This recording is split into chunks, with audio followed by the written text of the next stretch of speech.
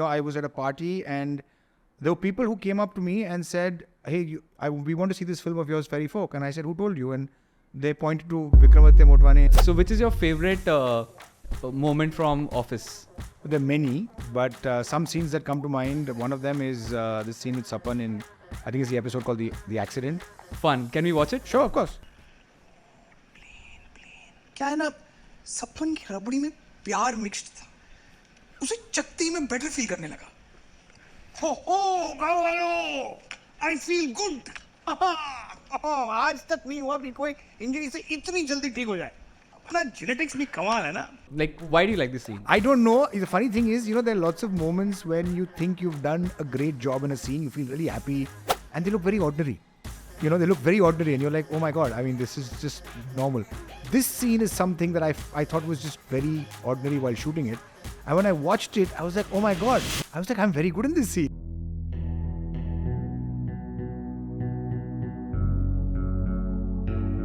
Hey guys, welcome to the Real Voice podcast. This is your host Neil Nakra, and today we have a face that you recognize all the time. He's been around in the last decade doing some phenomenal work, and 2 of his projects are releasing soon. This person does not need an introduction. So Mukul, you're here. I'm super excited.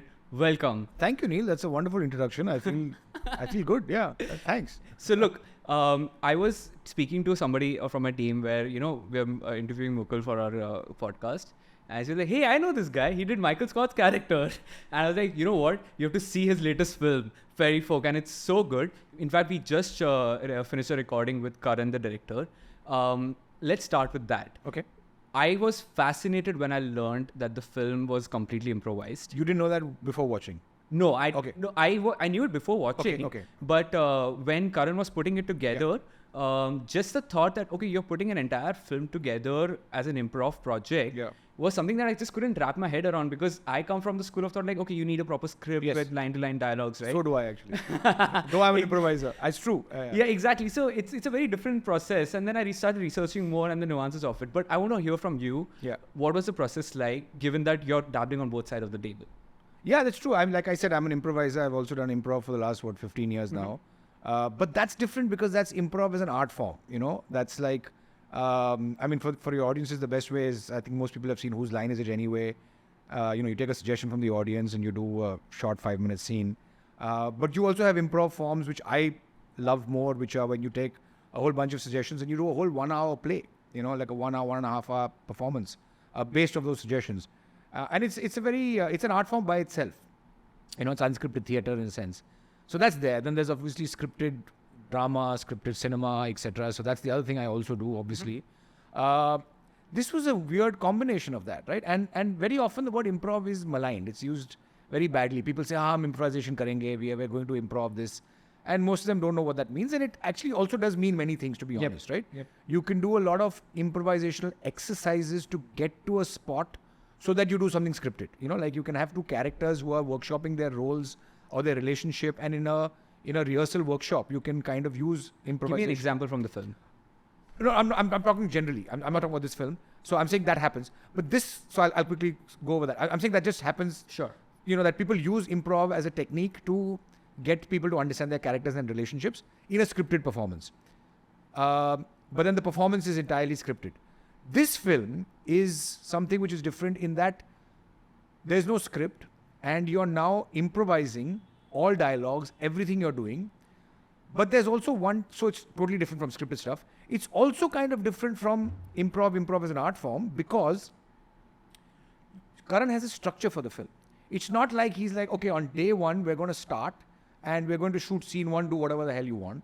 And then on day 2, you do whatever the hell you want and we take the story forward. He's got a structure for the film. He's got a storyline, he's got characters.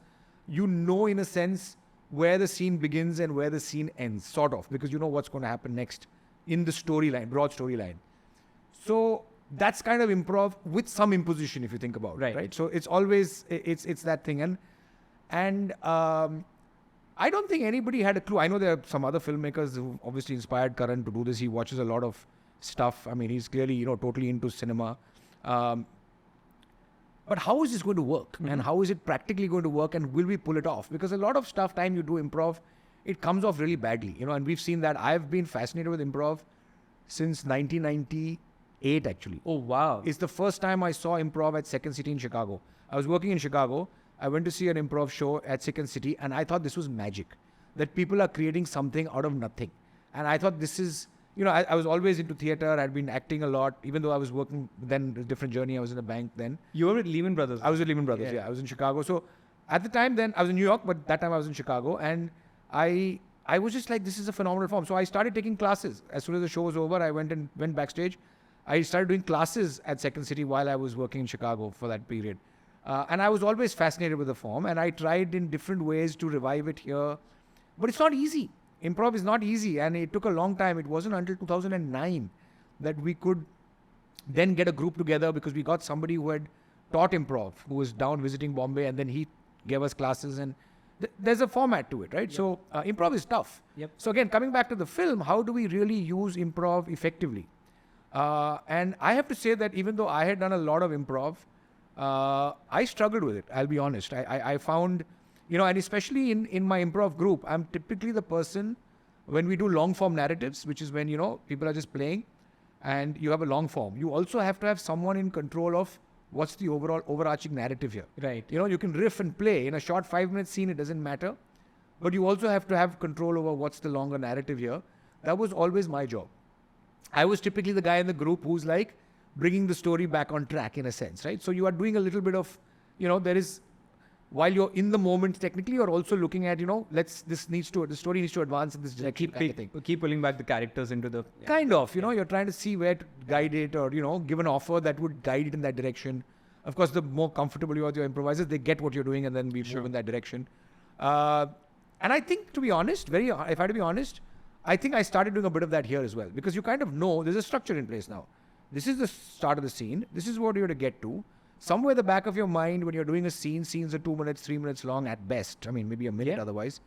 That we're rambling. We're going all over the place, and we're not getting to this point, right? So there's a sense of trying to guide the conversation in that direction. Fortunately, a lot of it happened when we were doing a lot of rehearsals. So, because I think the rehearsals were important even for Karan and for Abhinay, who was the DOP. And, to figure out, and the sound guys, I mean, how are you going to do this, right? Yep. Because, so Karan had some interesting ideas around, shooting in 4K, and so that he could, use only a part of the screen. He didn't have to, focus on, camera following you at all times. He kept the focus such that if we moved, we were fine. But still, you have to figure out how to direct the scene. And and so we shot actually, because this film is shot linearly, by the way. Yeah. Right? We've shot scene 1, scene 2, scene 3 in the same order that you watch it in the film. That's crazy. We should talk about that in a bit. That's actually fascinating. Yeah. And so we shot that. Because we did that, we actually started filming it. We started like scene -5. Oh, pre-story. Pre-story, right? Which is not ever going to be seen by you. You're never going to know about it. It's more for us, one, to create also a shared history. Yeah. Because we're creating characters.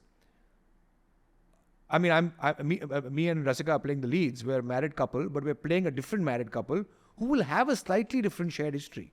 So you have to create that as well. And there's a story behind that also. But how do you create that? So at some level, you do the improv, you're creating scenarios. And even in those cases, Karan would give us a scenario for him also to understand, what is the kind of setup to give people to direct a scene like this? What are the kind of instructions to give each of the actors? Because we do a take, then he would realize, okay, this is working, not working. Maybe I've given too much to one or too little to one. Then he would tweak the instruction or change it, and then, do the scene again. I think it was rehearsal for him, rehearsal for us, and trying to understand, what to do, what not to do. And I think in that I found at times I was perhaps, leading the conversation. Maybe I've spilled into scene 0 or 1. But then luckily, one realized Karan and I spoke about it, and he pointed it out, and I was like, shit, I'm the improv guy here, and I'm doing this. Actually, I'm making this mistake, but it's true, I was. And but that was a good course correction, And I found then, because a lot of actors, since we shot it linearly, a lot of actors who come into the film, someone joins in scene 2, someone joins in scene 6, all of them had the tendency to do this. And it was a little unfair for them, because it was their first scene. They didn't have the benefit of the pre-scenes. I mean, they may have done some rehearsal, but, so everybody did that a little bit. And but then very quickly, I think we also had realized that this is a note to give, that, Karan would give them that note that, listen, we can't be doing that. So, because it is technically, it's a mix. It's improv, but the structure is set. Right. So just, okay, let's understand this a bit more. Yeah, Okay. From an actor's perspective, okay, so you're an improviser, so it Yes. helps to bring in those principles and the experience to move that forward, right? I believe Rasika is not an improviser. She has done some improv with the same group, Okay. but not as much. Yeah. Got it. So I'm just keen to understand when you are, and help me if I'm, correct me if I'm getting this wrong. As a stage actor, when you have the lines in front of you and the scene is blocked for you, you know pretty much how your movement is going to be in front of the camera, what you're going to say when, and you're also literally waiting for the other person to say that line so that then you can react to it and then move on. Broadly, is that Broadly, yes. Yeah? Broadly. So in an improv scene, you have the motivations with you. Yes. But you have to listen in very, very keenly as to how the other person is reacting, right? How are the processes different for in that aspect when you're filming? Because every scene has an agenda, has a subject that needs to cover, right? So how would you then handle those moments where you're focused on coming up with lines that align with the scene? Or was it improvising and riffing with the moment? So I think in a scripted scene, let's say, I will still stick to camera work, keep it simple. So you have in a scripted scene, you get the lines. Yeah. Very often they are not so particular if you change lines here and there. I mean, it depends on the kind of setup. Some places are very particular for good reasons, some for bad reasons. But you may have some flexibility around the lines. But by and large, there's that structures the lines. The movements, as you talk about, some people are extremely particular because they've got very defined camera movements. Sometimes you'd rehearse the movements beforehand to see what comes naturally for the actors and then shoot it because then the camera is ready to catch you in those positions. But the trick there and the difficulty there is to take a set of lines and make them your own and make it feel like you're saying it for the first time. So that's a different skill, right? Like you make it feel like this is, and you, again, literally, you still have to listen. I mean, if you're acting well, you have to listen to what the other person is saying, because then your reaction is not, the line is fixed. Sure, the line is fixed, but how you say the line is a function of how the other person, so if we have a conversation and we say the same 3 lines, and there's a theater exercise also like that, where we can say the same lines back and forth, but you say it with a different intent, and then let's see what my reaction is with the same line. And there's a difference, right? So that's what the skill is as an actor doing stuff, is that you have to make it your own, and each take should be different for that reason. If the other person gives you something slightly different in intent, in emotion, in the way they do it, your reaction is also slightly different. So that's there. Here the good part is at one level, the listening, and a lot of actors don't do it, and a lot of times we all slip, right? Because you've done the scene so many times, you end up saying it mechanically the same way you've done it, and those are traps. Those are things to avoid, and a lot of actors do that. I mean, the sad reality is true. I mean, we all might have done it at times, which you should have to avoid. Here, the good part is the listening and the spontaneity and the naturalness of the reaction is kind of taken care of, right? Unless, of course, you are pre-planning what line you're going to say next before the person speaks, which is disaster. Which is, again, goes against the improv. Correct. That's disaster, and that luckily didn't happen, and there was no pressure on that. So that's out of the, hopefully that's out, or at least, so the spontaneity is there. I mean, in that sense, they say improv is truly, when you see a reaction, it's very often a very genuine reaction because you're genuinely surprised. This is the first time it's happening, because it won't happen. You can't have a retake of the same thing. So that part is taken care of. But you do have at times, like, for example, this is what I was talking about, leading a scene, right? Like if you're thinking this scene needs to get somewhere, then you're also not, what part of you is directly reacting to what the other character said right now, and what part of you is thinking the scene needs to go there, right? So there's a bit of that, and some of it could be forced, some of it could be artifice, some of it could be artifice disguised well so people don't see it. And that's what a lot of what we do is artifice, which is disguised well. And that's what I was talking about earlier when I said sometimes there's this tendency to leave the scene. But I think what was also good was, Karan was very clear that, look, we'll take as long as we want on the take. So don't worry about where the scene goes.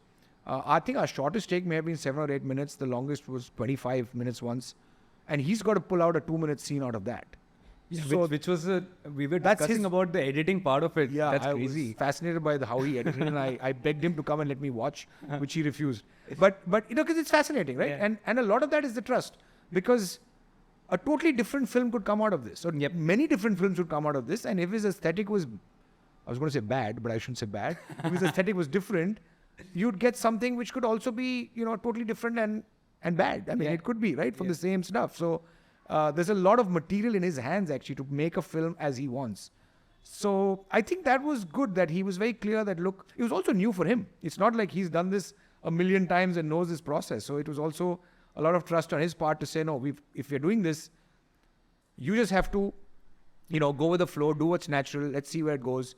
And if we don't get what we want, the scene doesn't go in the direction it wants in a take, that's again his job. So he's got to figure out a different set of instructions to give the actors. Maybe they're stonewalling each other too much. Maybe it's not, and give them a different intent. And now we'll eventually get the scene to go there, or a part of the scene to go there, which is all you need, because he just needs to cull out like a couple of minutes, right? And he can use from different takes, and there's multi-camera setup anyway. So a lot of it was letting go and really getting back to saying, even in this process, I've got to totally be in the moment. And I've got to, what we call an improv, I've got to completely discover and not invent, and let it ride. And as I said, it took me a scene or two, to get there. And it took a lot of the others also, but we all got there. And we all figured out very quickly that this is the mistake we're making. So the instruction could also come in that, don't push, let it happen. Got it. It sounds a very, the process itself was being fine-tuned while... Yes, in a sense, you had to, right? You had to, yeah. And also his style of filmmaking lends to it, because you watch the film. It's not very logical in the sense that scene 2 starts where scene 1 ends. Right. There's always a gap between scene 1 and scene 2. That's what Karan likes to do, and I also like that, frankly, when I watch it in films. That the audience is more involved, because you're seeing, okay, what happened in between, right? There are actually some scenes which we shot in the interim, like I think between, say scene 35 and 37 or 36. There's a lot of events happen, and you're sort of jumping ahead in time. We shot those scenes and rehearsed and did those scenes for the actors to get the continuity of what's happening in our story and the emotions. But it was very clear that these are not going to make the film. This was just done for us. Right? So there's these jumps in storyline, as you've seen in the film, right? And also when you do that, which I think is great because the audience is more involved trying to figure out what's going on, it also helps and takes the pressure off us, because you don't have to finish scene 1 exactly where scene 2 has to start.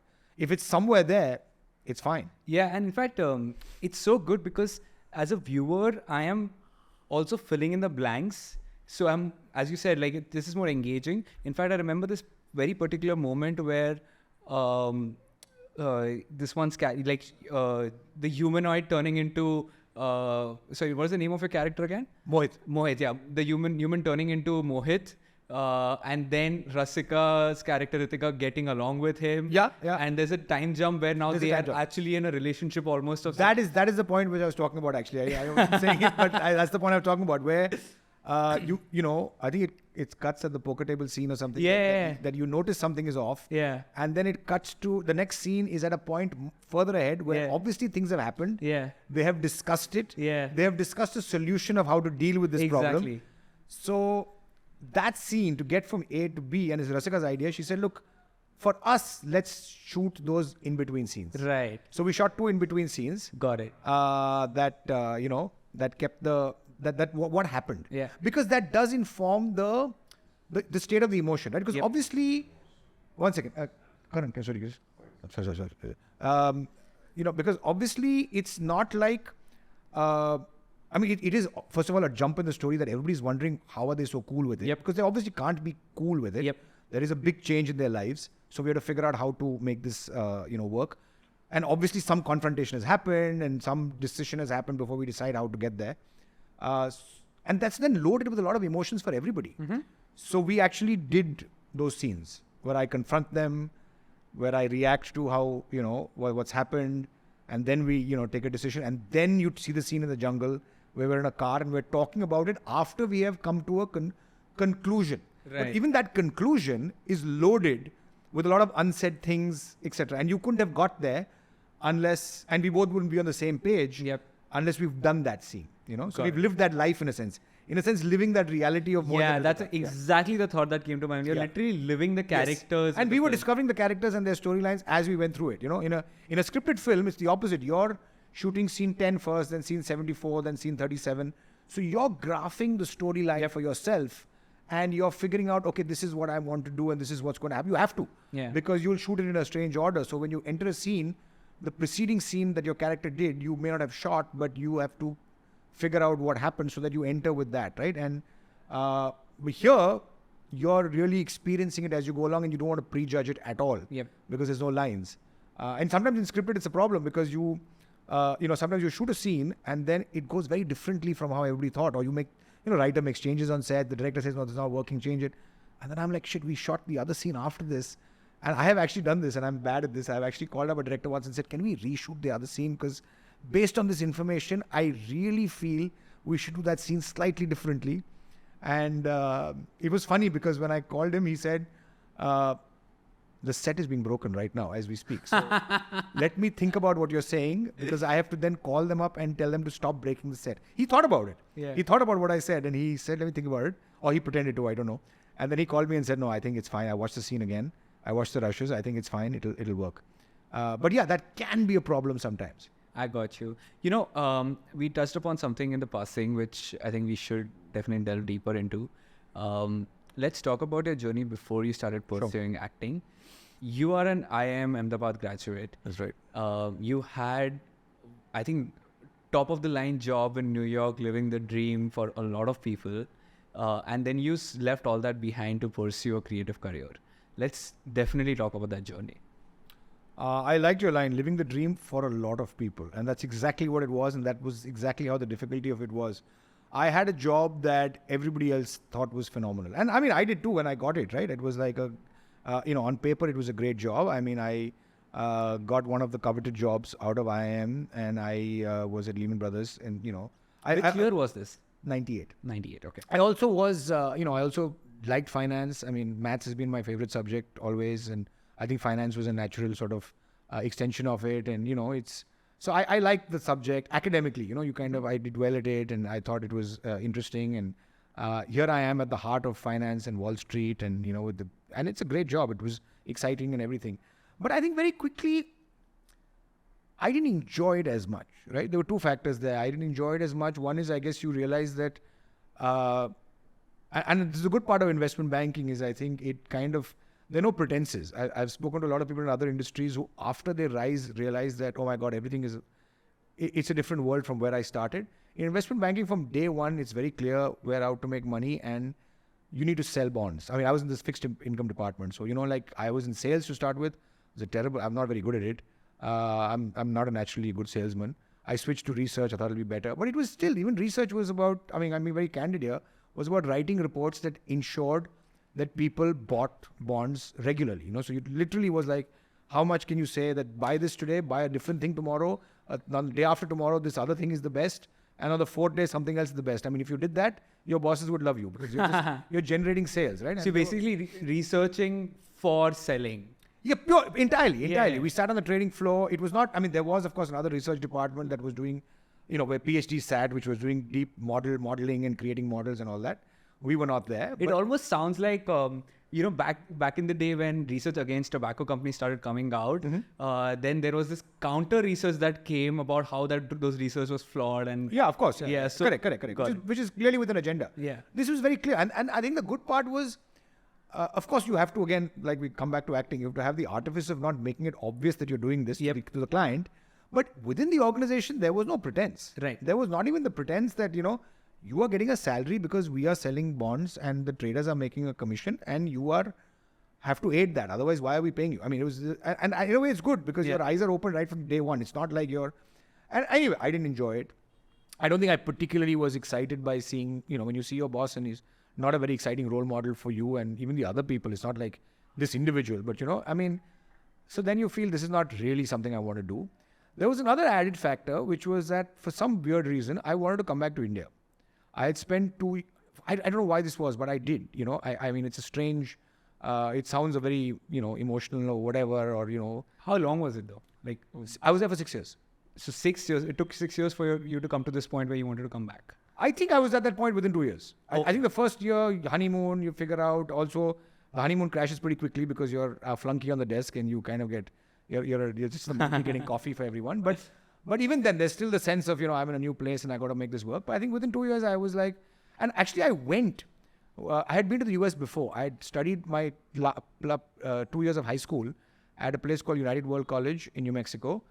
So I don't know what reason, I had visited relatives there, and I, for some reason, felt I wasn't excited about living in America. I felt many Indians, if I can be candid, live in very ghettoized communities. Yep. And that somehow wasn't exciting to me. Is there a particular moment that you recall, like that's etched in your memory, that's when your doubts or the change happened? I saw, all my relatives that I used to visit on holidays, all their friends were Indian. They lived in communities which had a lot of Indians. Suburban life is also very depressing. Of course, in my Act 2 in the US, I was in New York City, so it was great, which was lovely. I couldn't have survived in suburban America. I think I'm a very city person. I need the comfort of strangers, as I call it. Like you go out in the street and there are lots of people, you don't know any of them, but it's comforting to have those people. So seeing empty rows in lockdown was depressing for that matter. But yeah, so I think I was very clear even then that I don't want to live here. This is my country and I want to be here. I mean, not from any, Desh Bhakti or anything, but like this is where I feel comfortable. So I went to the US actually when I got the job with Lehman Brothers. I couldn't say no to it. You can't say no to a job like that. Thinking that I'm going to do it for a while and then come back to India. So I went with that mindset, and that nothing that happened there that changed it and said, no, stay on, right? So I think these two factors were there, and I was like, but it was hard to quit. How do you quit this job? And every time I came to India and I would meet batchmates and say, what are the job opportunities here in finance? And they would say, we are looking to get to where you came from, Right. And you can't really join a place where everybody's looking to go to where you came from. It doesn't make any sense. Like I said, living the dream for many. For everybody else. Yeah. For everybody else. For family, it kind of, you also doubt yourself. Am I being stupid? I mean, and I hadn't worked in India. Maybe if I come and work in India, it'll be terrible. Maybe all these things that people talk about will be a pain. So it went on for a while. I think it went on for quite some time. It went, 6 years I was there. And until one fine day I realized that this is just, you keep telling yourself, like all NRIs say, I'll go back to India in 2 years or 3 years. They always say that. Right? Yeah. I mean, 1% of them or less than that come back, right? Nobody does. It's difficult. So I at one point I figured... I'll take up my friends on that. Thanks for telling me. You should. You can make a lot of money betting with them. Give them odds, you'll still make money. At one point in time, actually, I think it was when I got a job somewhere else. I got an offer to another bank. I've done a story on this actually, by the way. Yeah? It's called My Moment of Glory on YouTube. It's a story. We'll check it out for sure. Please, yeah. I mean, it's a fun story. It's like a storytelling thing. It's a true story about, this moment when I got another job and, why I was thinking of taking that other job. Anyway, but I won't... Is that the one you're talking about? The Tall Tokyo? Tales. Tall Tales. Oh, okay, got it. Okay. On Tall Tales, there's like the Moth. It's a storytelling got thing which I did a few stories for. So I got a job offer somewhere, and then I was like, okay, I should take it because I'm here to make money, and that's why I'm here. And then when I got the job offer, I didn't want to take the job because it's like, I was like, why am I, because at somewhere in the back of my mind, I have to go back home, and also I was in New York City. I was like doing theater classes at Lee Strasberg. I was doing writing classes at Gotham Writers Workshop. I was having fun. I was coasting a little bit also because the job was more comfortable now. And so I was like, why am I taking a new job? I'll have to work hard. I was in Connecticut, Stamford, Connecticut. I mean, and then I think I was talking to my mom, I remember, and I said, she's like, what's wrong with you? And I said, why am I taking this job if I want to come back in 2 years? And she said, you keep saying this. You've been saying this for the last 5-6 years. Just come back and get it out of your system. And I said, that's actually a very good idea. And that was not her intent in any way. I mean, I think she regrets saying that. I said, that's actually a good idea because if I come back and I realize it's not for me, then maybe I'll go back and at least give this career focus because I clearly wasn't. I was coasting after a point. And so of course, I had to wait for my bonus end of year. I did that. Smart move. Was not so stupid. And so I quit and I came back and I didn't know, I didn't have a plan. And again, as I said, I didn't know what to do, and I was. So you didn't know you want to get into acting then? No, I didn't. I would be honest. I didn't have guts to say I would. I was always like we started a theater group in New York. We did off Broadway plays. I acted in it. I was doing classes at Lee Strasberg. So you were involved always with the acting and creating, always, but you were not sure you wanted to take up. I never thought of it as a career. I didn't think it as a possibility. Right? I mean, it was never in my mind right from childhood that this could be a career because you didn't grow up with that mindset. Nobody in my family or extended family or extended family was connected with the business that you thought of it as something viable. Can I add something here? Please. Quickly? Hearing this from you, it's so inspiring because whenever I see your work, and I'm sure a lot of people will attest to this, that fact that I think some people are born to act, and I think you're one of them. Oh, that's very sweet of you. Thank you. Yeah, so it's probably a testament to how much work you've put in building your craft, and how much love you have for filmmaking and acting, I guess. But it's so good to see that you found your way through it. Well, thank you. I mean, it sounds like a wonderful compliment. So thank you. I never thought of it as a career. So I was always, but there was something drawing me to it all the time. I mean, I was acting always, school, college, even IIM, and then in New York, I was doing classes at Lee Strasberg, and I was really like, but without ever thinking this is going to be a career, because how can it be? I mean, what do you want to do? And also, Which year was this? Probably early 2000s? I came back in 2004. 2004. Yeah, and you think, what am I doing, right? Yeah. And I have another career. I have a job. It pays well, and I can come back and get a job in finance. I mean, it's going to pay way better. Why am I doing this? But when I came back that moment, and it's a lot of, luck, I think that drives you in different directions. I didn't take a particular job or look for something immediately because I thought, this pressure when you're in your late 20s, kind of, right? That, okay, I've quit my first thing. I've been sort of, not responsible. The next thing I do better be it. This whole thing of, I can't now flounder around and try something. And what if I try something and I hate it? Then I'll probably rush back to New York, right? Yeah. And I might as well take the time to find what I really want to do, right? So, and then the idea, and I thought, why don't I take a sabbatical and do theatre? So it was drawing me in somehow. So I came to Bombay, I started doing theatre, and I said, I'll figure out what to do, along the way. And there was supposed to be a 1-year sabbatical, which became a 2-year sabbatical, which became a 3-year sabbatical. And I simply wasn't stopping. Right? I was having fun. I was doing it. Again, never thought of it as a career, right? But there were signs. Like, I think 2007 or 8, we started something with an ex-colleague of mine around investments, like a business doing investments in equity markets here. And I kind of kept it small and low-key so that I had time to do theatre. That's the worst way to start any kind of business or any kind of venture, right? Like if you're not giving. How did that go though? Not very well, because 2008 came just after, right? So yeah. it didn't go very well, and whatever.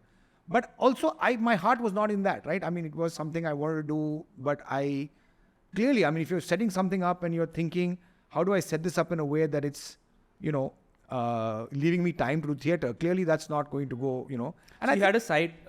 Acting was still a side hustle? I think I was very confused then. And I think if I have any regrets of that time, I think I was very confused for a while. I would tell myself that acting is my side hustle. This is my main hustle, when, acting wasn't going the way it should go as a career. And even that wasn't going so well, I would say, but this is not really all I'm doing. I'm doing something else also. So I was kind of, dividing my attention in places and not really committing to one. And I think that wasn't a very productive or a great period, when I look back. And I think it and then you're not happy with how you're progressing in any direction. Yep. Because you're not really committing to anyone, frankly, Acting, the play has to be really good, the script, I've done this before, I might really have to do something more exciting. And so that continued for a while, and until I realized that I just have to, and there were signs, right? Like I was not giving up theatre and acting. I remember I got called for an audition for 3 Idiots. And I didn't even have a portfolio. As an actor, any serious actor has to have a portfolio back in the day where your pictures are taken and you share it. I didn't even click a portfolio because I was like, I'm not getting into this as a career. Mm-hmm. This is just... But when the call for the audition came, I ran. It's not like I didn't go, right? So these are what Bruce Tuckman, Bruce Tuckman's an economist, a very famous economist. He worked at Lehman Brothers. He was the first guy when I quit Lehman. He came and said, congratulations. Everybody else said, best of luck. And I said, what do you mean, congratulations? I'm going into the unknown. And he gave me an economics lesson. He said, have you heard of a concept called revealed preferences? He said, sorry, what is that? Revealed preferences. Okay, got it. So he said there's a concept called revealed preferences, that people don't know their own preferences very often.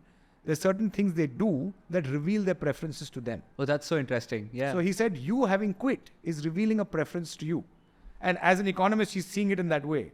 And this was the same thing that happened later. Like I was, when the call came, I ran.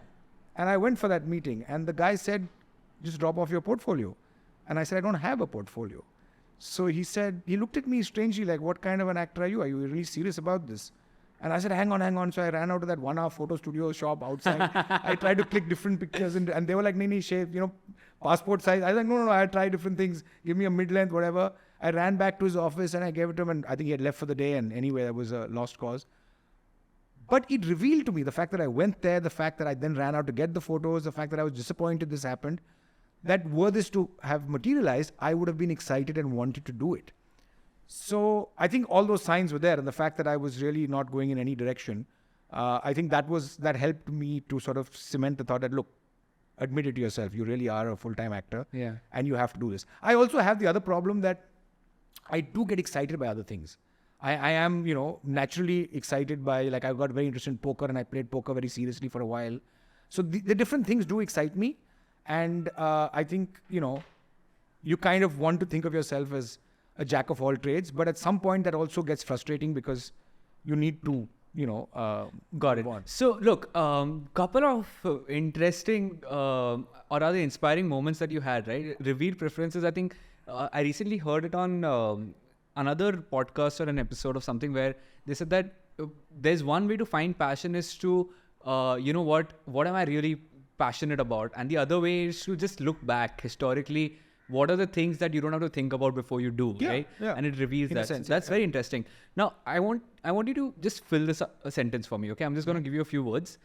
For an actor or an artist who's starting out, I will give you 4 5 words. Just try and finishing that thought in 30 seconds or less. Okay. You're not alone if... You're not alone. For an artist, you're saying in particular. Yes, artist, preferably an actor. I think you're very alone all the time. So it's an interesting question. You're not alone. I'm secretly also testing your improv skills, just saying. No, because this I'm not going with the first thought. I'm going not with the first thought or the third thought actually is what we should do in improv. But I think you're very alone as an actor. Actually, I do think that, yeah. Okay. Yeah, I think that's a good thing. I don't think there's a bad thing. I think it's entirely, it's you, because I think I think no amount of conviction from other people, like the biggest form of doubt is self-doubt, right? I mean, you can't, whatever everybody else says, if they all say, nah, but you have conviction, and I think you need to have, for any career, you need to have delusion, conviction to the point of delusion almost, that you're, can this will work? So I think, and self-doubt therefore is the killer of that. But yes, it's entirely up to you. No matter what anybody else around you is saying, because the thoughts that came to my mind was if you get some work that works well for you, if people give you ratification, but no, it's entirely you, which probably comes from some form of feedback you get from people around you. But I think still there are people who get that feedback and don't have that conviction. And for an actor, no, I think it has to be, it's entirely you. So, is there a specific moment from your career, especially in the early days, when you were in the transition period, this thought resonates, that any memory that this thought resonates with the most? Oh, throughout. I mean, so many times, right? I mean, this is a very tough career. This is a bloody hard career, right? Other reason why I might have also thought, definitely thought that acting is not a career. Because look at the opportunities that existed for people. I came in at a later age. I didn't come in my 20s that I had, at 20 years old, people get into ADing. They're kind of, you have a lot of time. I came in at a later age. I mean, what are the roles that would be available to me in a Bollywood film? Hero's elder brother at best. Wait 15 years and then you're playing his dad. I mean, there's not that many roles, right? And he also entered at an era where digital wasn't... Not at all, right? Yeah. I mean, if I looked at, I can tell you this, if I looked at who was my role model to follow, Bombay, I would say maybe that's the career path that I could have. What about him that... No, because it was just, he entered at a later age. He was playing roles that I felt I could get, right? At a later age. I felt, okay, maybe 5, 7 years, 10 years down the line, I could get roles like he's getting. And they're decent roles, right? But that's what you're thinking at that time. That's the limitation of your thought process. The reason I say limitation is, it wasn't a limitation then, was today you're looking at playing lead roles in shows, in movies, in stuff, right? You can think about that. People of all ages, of all looks, whatever, you can, because there are different stories being told. At that time, you couldn't. So that was the best you could think of, like a Rajat Kapoor, like a Boman Irani. These were the people I felt, hey, that's the career path I could have. Right? That's so interesting, right? Like you're in a transition phase of your career. You know that you're walking into, a very notorious industry for being tough to break into. Yes. And you also knew your options are limited in terms of the roles that you could take up. And you have other options that you can do in other careers. Exactly. That could play financially and be far more lucrative. Yeah. But for some reason, you're not letting go of this. Yeah. But That's a tough but logically, everything is telling you go there. Yeah. But some instinct is holding you here. So it took a while. And I think that was that period. So there was self-doubt about which direction to go in. There was doubts about, I don't think there were doubts about how good I am. So that delusion was there, which is why I say it's best to be alone. I think for some reason, if you want to pursue anything, you have to have that level of delusion that, no, I am good. You give me anything, I will do it, and I will do it damn well. And I've kind of always had that. I probably had doubts about whether my career will go anywhere, whether I will get the recognition, whether I will get the opportunities. Those doubts are always there. But this, no, and I don't know where it came from, but I guess because it was there, one continued. Otherwise, one would have given up a long time ago. That brings me to a thought, okay? If there's a young actor out there, or I wouldn't say an actor, I would say an aspiring actor who's at this exact same juncture where they have a high-paying job, but they are thinking about transitioning. What is the one downside that they're not seeing? Look, everybody's journey is different, so I can't speak for anyone, and everybody's levels of motivation and responsibilities and other externalities are just too vast to kind of say there's a one-stop answer. Yes, you can speak for yourself. Yeah, no, I'm saying, so that's difficult to say, and who knows what everybody's going through. My only takeaway, I think, from this is very often, and this is really me speaking to a younger self of mine, is we often don't take enough risks. And I think the risk is actually not that big a deal. If you commit wholeheartedly to something new and go for it, you can probably come back to what you were doing. If you've set that up, right? You can come back to what you're doing.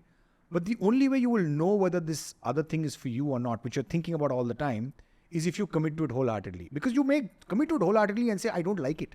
It's not a question of getting success early. You may not get success early. You probably will definitely not get success early. But can you deal with that uncertainty? It's like someone saying being a writer is not about the skill. It's about the temperament.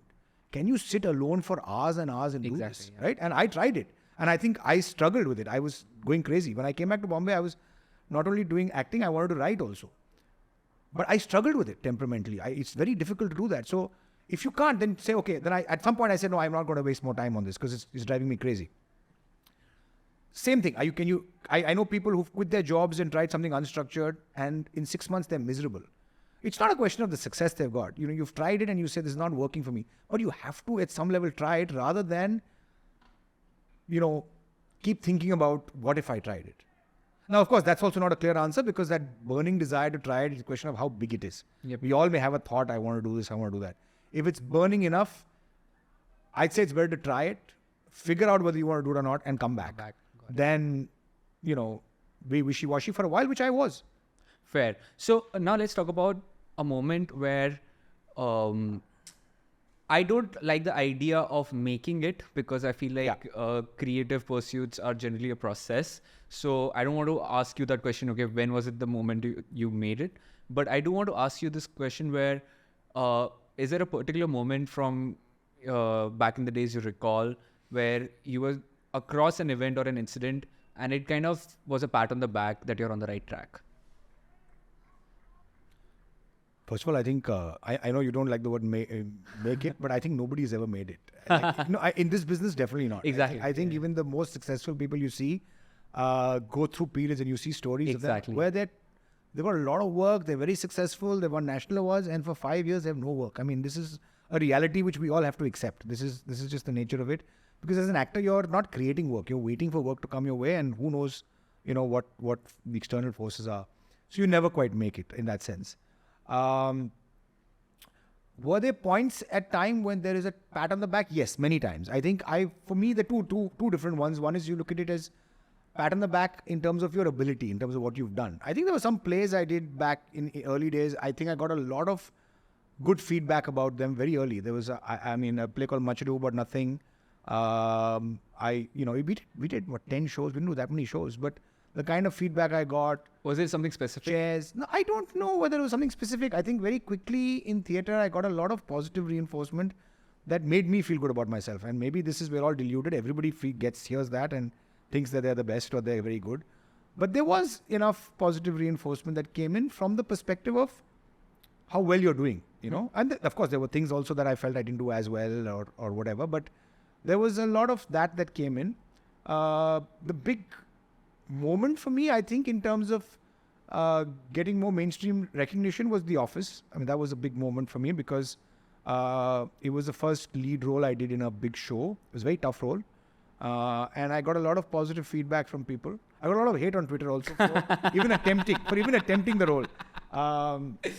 In fact, the nicest thing I got on Twitter was, most of the trolling we got on Twitter was before the show released. You know, Okay. there was a lot of that. How dare you? Identity theft is not a joke. Those Yeah, lines- why are you lines doing like, this? Why are you doing? Why? I hate you. I mean, all this kind of stuff which came, and it didn't bother me because it was all before the show released. So I was like, they haven't Yeah. seen it. And a lot of that continued into the first week of the release, and then it started changing.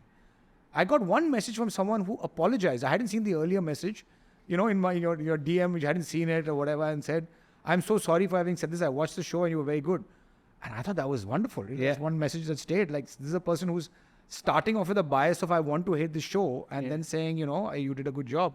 So there was a lot of that. I mean, that really helped. I think every time you try something challenging, I'll tell you what it was about Machadoo, but nothing that I liked. I just remembered it because it happened at the office as well. There was a point in the rehearsal process of Machadoo, but nothing, where I thought, I'm failing at this badly. You're failing at this? I'm failing at this badly. Okay. I'm not able to get it. I'm doing a bad job. And then to come out of it, and then, by the time showtime, realize that you figured it out. Because rehearsals are about that, and so that is a shot in the arm. I think when you fail and you're sort of struggling with something because it is hard, and then you come out of it, I think that gives you a lot of confidence. And The Office was also similar because it was a tough role. It was not easy at all. Yeah, no, that's also, I feel like with remakes and remakes of very popular shows, there's that inertia or the resistance that is built in where people don't want to see another version of it because it probably distort what they've seen. Yeah, absolutely. So there's that baggage that you have to cut through to Yes. get there, right? Yes. What is is there a particular moment that you recall while you were preparing for that show or while shooting as well, where you felt like, you know what, I got this? No, I don't think I was ever... I mean, there was feedback one got as soon as, say, the pilot was shot, and then a few episodes were shot after that. And the feedback from people on set or even from Applause and the studio that was making it was coming back and very positive, so midway through the process, you were getting positive feedback from those who had watched it. So that was good. Mm-hmm. And you kind of felt you were in your stride and, seeing the reactions on set, etc. But I think it's such a character that I was always challenged. I never felt... Yeah, I didn't feel like, oh shit, I'm failing. I did feel that actually not failing, but I did feel that in the workshopping process before it. I did feel that. I felt we were workshopping for 9 days. It was a complicated workshop, I'll be honest about it. There was a showrunner, there was a couple of 3 directors, there was an acting coach, and I thought there were too many cooks in that process. And I think because when you have that many cooks and they were also not sure how to run a workshop, not everybody knows how to do it. There's often a time when a rehearsal is a process where you have to be allowed to fail. It's not the final outcome, right? We have to fail, we have to try things, and that's the idea of having it. And I kept feeling that I wasn't, because there's some feedback from some quarter or the other that this is not working or that's not working, and you can't, and I think no one person was in charge. It was not their fault either. Yep. The way it was set up, they were all trying to also, because who's in charge? And it's also a difficult concept. How do you have to have that, demarcation. There's a showrunner, there's a director. As it is, that's a complicated relationship. Then you have an acting coach. What are they doing exactly? That role has to be made clear. And it's not working for whose vision? Exactly. Whose vision are you following, right? And I also got confused. Who do I ask a question to? I genuinely got confused. And I think I spoke to them about it, and I said, listen, I need to be able to fail here. Mm-hmm. So I think those days was not very long. It was a couple of weeks before the shoot, and it was 9 days of workshopping. And I was like, this is just driving me crazy. I was going home feeling terrible about it. And so when you came out of it and you hit set and things were working, then you feel that confidence again that, hey, no, I can make this work, right? I'm good enough for this. Yeah. Got you. Fun. Since we are nearing the end of the podcast, there are a couple of things that I would like to close the conversation with. I think you've shared a lot of insights, so to speak, but which is the one role that, apart from Fairy Folk, because I know that's super exciting, but which is the one role apart from that you're super excited about coming up soon? Well, Sunflower is coming up on March 1st as well. And I'm excited about that role because, for those who haven't seen season 1, Dr. Ahuja, and I call him Dr. because he's double PhD and he's proud of it. It's a very different role from what I've done before. I mean, he's this Hindi medium professor who, he's got an anger problem. these are two things that, you know, are very distinct from the kind of roles I used to be offered. And so I felt very happy. That was also a challenge. And I felt very happy, you know, with how that got played off in season 1. And so yeah, that's if I were to count the roles that I'm proud of, this was definitely going to be one of those. And that's coming on March 1st. So I'm very happy and excited to see it as well. Yeah. Awesome. All the best. I look forward to watching it. Thank you guys for listening in. This was a very insightful conversation for me as well, and I hope you enjoyed it as well. If there are any comments or suggestions or thoughts, please drop it in comments, and we'd love to hear from you. Thank you.